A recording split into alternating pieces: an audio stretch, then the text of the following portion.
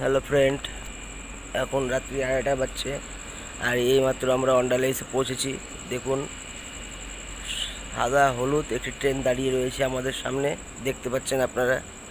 পুরো স্টেশন ফাঁকা দেখুন, মানে মানুষ নিদ্রাতে পরিচ্ছন্ন। ট্রেনের মধ্যে সবাই ঘুমাচ্ছে। এই যে আমাদের ট্রেনটা দাঁড়িয়ে আছে, ভাগলপুর টু রাঁচি বনাঞ্চল এক্সপ্রেস। দেখুন কয়েকজন আছে যাত্রী। এই যে দেখুন, এই সাইডে রামবাবে যতটা পাচ্ছি দেখাচ্ছি।